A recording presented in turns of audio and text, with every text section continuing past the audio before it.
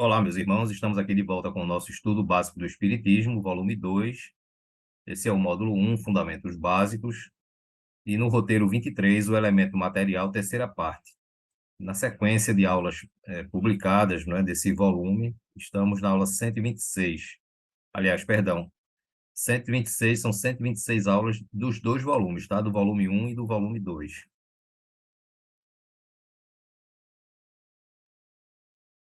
Bom, eu sempre coloco aqui, no início das nossas aulas, para quem está vendo esse vídeo pela primeira vez, o, os cursos que fazem parte do estudo completo da doutrina espírita, tá? O ECDE.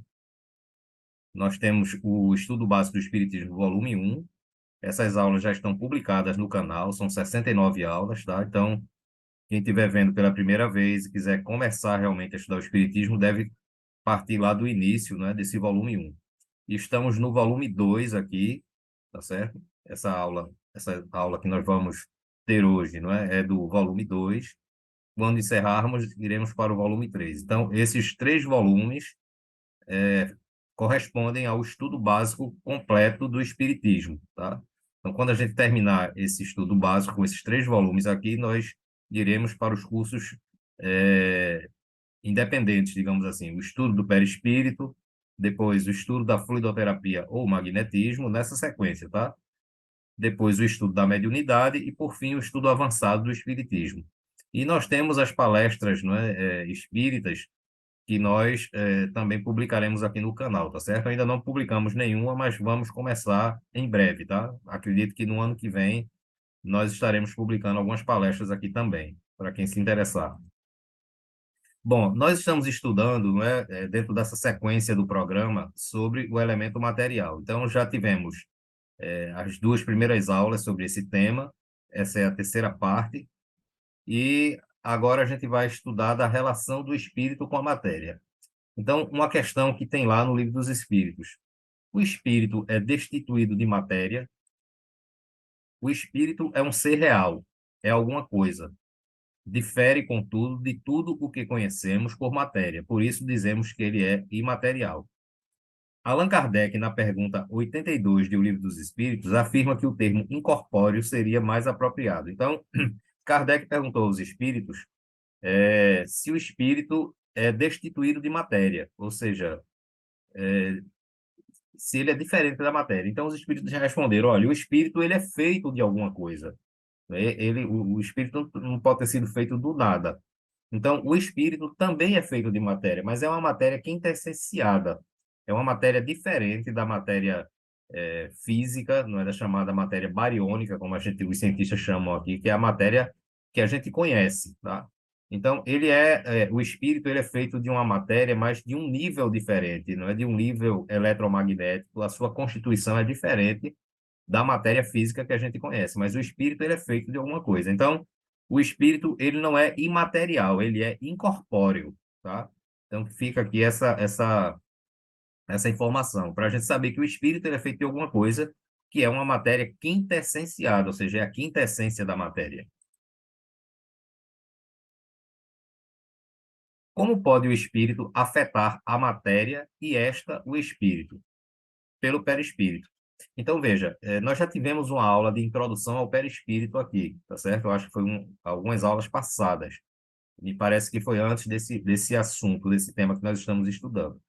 Então, o espírito, na verdade, a alma, que é o foco de energia, que é o ser que teve começo, mas não tem fim, é um ser infinito. A alma, ela é um foco de energia. Então, essa alma, ela cria em torno dela um campo de força, digamos assim, não é? Ela se reveste de um elemento semimaterial, ou seja, também não é a matéria que a gente conhece, é a matéria física, tá? É uma matéria mais depurada, digamos assim, que é feita do fluido cósmico universal. Nós já estudamos aqui a parte de fluidos também, tá certo? Então, a alma, esse foco, essa energia espiritual, ela se reveste desse elemento semimaterial que se chama perispírito. Então, a alma, juntamente com o seu perispírito, ela é chamada de espírito. Então, toda vez que a gente falar no termo espírito, a gente está se referindo à alma com o seu corpo perispiritual, revestindo ela, tá certo? O que é? O que é o perispírito? É o elo de ligação entre. Olha, me perdoe aqui esse erro, tá? Isso aqui é uma redundância. Elo de ligação. Todo elo é de ligação. Então, esqueçam esse de ligação. É o elo entre o espírito e a matéria. É o costume, né? A gente sempre repete esses erros e eu estou vendo que eu repeti novamente. Então, quando a gente diz o elo é uma coisa que liga, não é? Então, não precisa dizer que ele é de ligação, porque já está implícito. Então, o perispírito, ele é o elo entre o espírito e a matéria. Ou seja, o espírito ele não pode agir diretamente sobre a matéria. Ele precisa desse elemento semimaterial, que é o perispírito, para poder interagir na matéria. Então, quando um espírito está encarnado, e a gente sabe, não é, que o espírito é a alma revestida do perispírito, ela vai se utilizar desse perispírito não só para formar o corpo físico, mas como para se ligar diretamente ao corpo físico, né? Então, o perispírito seria o elemento intermediário entre a alma e a matéria. A natureza do espírito é quintessenciada. Ele não consegue se ligar diretamente à matéria, bastante bruta e grosseira. Então, é para isso que ele precisa do perispírito, tá certo? Então, uma das funções do perispírito é servir de elo entre o espírito e a matéria. O perispírito, a gente viu que ele também é o corpo que o espírito se utiliza quando está no plano espiritual desencarnado, tá? E é o perispírito quem molda os corpos físicos durante o processo da reencarnação, ok? Então, por exemplo, o meu corpo físico aqui é uma cópia grosseira do que é o meu perispírito, tá certo? Quando eu desencarnar, como todos nós, quando desencarnarmos, nós deixaremos esse corpo físico aqui e continuaremos no plano espiritual, mas só que agora sem um corpo físico. Nós estaremos agora somente com o nosso perispírito, não é? Que seria idêntico a esse corpo físico que nós estamos aqui agora com ele. Necessita, assim, de um elemento semimaterial, que é o perispírito. Então, como o espírito ele é feito de uma matéria mais pura, mais quintessenciada, tá certo? Ele precisa de uma matéria mais grosseira do que ele, no caso seria o perispírito, para poder se manifestar tanto no plano espiritual quanto no plano físico. E esse elemento mais grosseiro, essa matéria mais grosseira que constitui o perispírito, é quem vai atuar diretamente na matéria física, através do corpo físico, tá certo? Como se dá a união entre o espírito e o corpo físico? Pela ligação do perispírito ao germe. O germe, no caso, é a alma, não é? Então, aliás, perdão, o germe aqui se refere à ligação do perispírito com os núcleos das células. Tá? Então, no processo da reencarnação, o perispírito, o espírito reencarnante com o seu perispírito, ele vai se ligar a cada gene cromossomial de cada célula. Então, o perispírito ele controla cada célula do corpo físico. É por isso que toda a organização física é gerenciada e controlada pelo perispírito. Por quê? Porque ele se liga a cada núcleo celular de todas as células que compõem o nosso corpo físico. Sob a influência do princípio vitomaterial do germe, o perispírito, que possui certas propriedades da matéria, se une molécula a molécula ao corpo em formação. Então, a gente tem, vamos lá, para a gente entender isso aqui, tá? A gente tem a alma, que é aquele foco de energia que nós falamos, tá certo? A essência espiritual. Essa alma cria em torno dela um elemento semimaterial que a gente chama de perispírito, e esse perispírito vai servir de corpo, não é? Semimaterial para que o espírito viva, digamos assim, no plano espiritual. Quando vai haver um processo de reencarnação, esse perispírito ele assimila uma parte do fluido cósmico universal que a gente chama de fluido vital, que é esse elemento aqui, ó, princípio vitomaterial que ele está falando aqui, tá? Ele assimila esse fluido vital, ou princípio vital, tanto faz, e é com esse princípio vital que ele vai se ligar às células do corpo, molécula a molécula, como eu falei, para poder controlar o corpo, tá? Então, agora, no processo da encarnação, a gente diria que o ser espiritual, a alma, ela possui quatro elementos, quatro corpos. Ela tem a alma propriamente dita, que é o foco de energia, o perispírito, o corpo vital, que é feito do fluido vital, e o corpo físico. Então, quando o espírito está encarnado, ele possui matéria, aliás, perdão, alma, perispírito, corpo vital e corpo físico.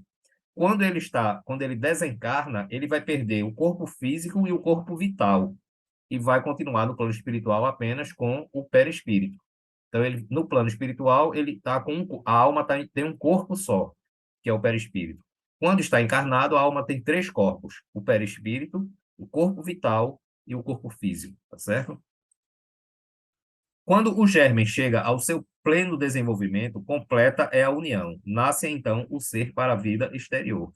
Então, essa o processo da encarnação, né? Quando o corpo vital, controlado pelo perispírito, ele vai se ligando célula a célula do corpo físico e termina essa ligação, quando ele completa essa ligação, concluiu-se o processo da reencarnação, tá certo? A matéria é entrave à evolução do espírito. A matéria é o liame que escraviza o espírito. É o instrumento que ele usa e sobre o qual, ao mesmo tempo, exerce sua ação.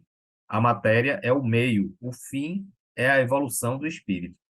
Não é a matéria que atrapalha a evolução do espírito, mas os atrativos da matéria, ou seja, os prazeres, as guloseimas, as diversões, etc.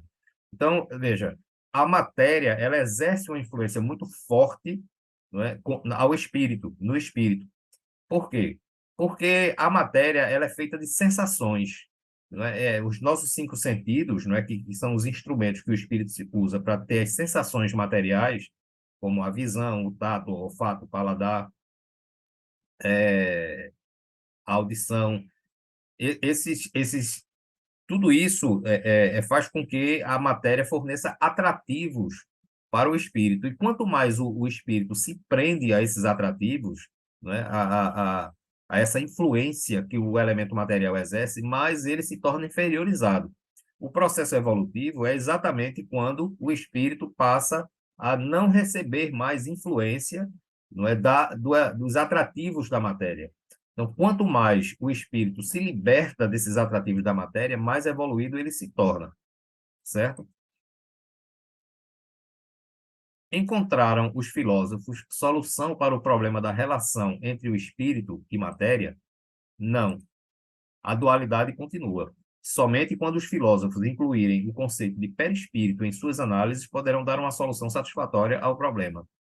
Então, enquanto a ciência ela não admitir, primeiramente, o plano espiritual, certo? Depois, admitir no plano espiritual, ela precisa admitir a sobrevivência do espírito, né? Ou seja, a pré-existência e a sobrevivência do espírito em relação à matéria. O que morre é o corpo físico, né? Na hora da morte e da desencarnação, se perde o corpo físico e o corpo vital, mas o espírito continua sempre vivo, não é? O espírito é infinito, ele é imortal, e ele sobrevive com o perispírito, que é o seu corpo espiritual. Então, essa questão, né, desse problema da relação entre o espírito e a matéria, ela só vai só vai ser solucionado isso quando a filosofia, a ciência, de uma forma geral, ela reconhecer o plano espiritual, reconhecer a pré-existência e a sobrevivência do espírito, tá certo? E quando ela reconhecer que existe esse elo entre o espírito e a matéria, que é justamente o perispírito, tá? Para o materialismo, a matéria é o fenômeno, a essência. O espírito é um epifenômeno, isto é, decorrente do fenômeno. Então, os materialistas acham que o espírito é uma consequência da matéria. E, na verdade, não é. O espírito é a causa. A matéria é o efeito, né? Mas os materialistas não. Eles acham que a matéria é a essência de tudo e que o espírito seria o efeito, não é, da matéria. E quando a matéria deixa de existir, o espírito também deixa. Foi a partir dessa ideia que Marx e Engels desenvolveram a teoria do materialismo histórico, segundo a qual os fatos econômicos, fundamentalmente materiais, são a base e a causa determinante de todos os fenômenos históricos e sociais. Então, como não se pode ainda, não é, em laboratório, provar, dissecar um espírito, não é, não tem como a gente fazer isso com o grau evolutivo que nós nos encontramos e com o conhecimento tecnológico que a gente não tem como provar a existência de um espírito. A gente não pode pegar um espírito e submeter ele a exames como a gente faz com os corpos físicos. Então, para a ciência, o espírito não existe. Então, por isso que o materialismo histórico ele se funda, não é, na não existência da vida após a morte, na não existência do espírito, e é por isso que se gera esses conceitos, não é, do materialismo. O desapego à matéria não é abater o corpo, desprezá-lo e sacrificá-lo. A perfeição não consiste em materializar o corpo. O correto é combater o orgulho, a vaidade e o egoísmo. O espírito Georges adverte: dobrai-o, submetei-o, humilhai-o, mortificai-o. É o meio de torná-lo dócil à vontade de Deus e o único que conduz à perfeição. Então, o que é que o Espírito está dizendo aqui? Que para que o espírito ele evolua, ele precisa ser dobrado, né? Ele precisa reconhecer a sua posição de criatura, ele precisa ser submetido, né, às leis do processo evolutivo, tanto no plano espiritual quanto no plano físico. Esse humilhado é ele precisar, não é aquela humilhação que detrata que ele está falando, mas é a humilhação dele saber que ele é um ser, né, que faz parte do universo, que ele é uma criação divina, que ele não é nenhum Deus, que ele não é nenhum poderoso, que ele não é o ser privilegiado da criação, como muitos homens pensam, né, que o homem é a criação privilegiada de Deus, é o filho preferido de Deus. Isso não é. Né? Mortificar, ou seja, submeter o espírito aos processos de reencarnação e desencarnação, né, para que ele possa ir se habituando ao que é a sua verdadeira realidade. Então, é o meio de torná-lo dócil à vontade de Deus e o único que conduz à perfeição.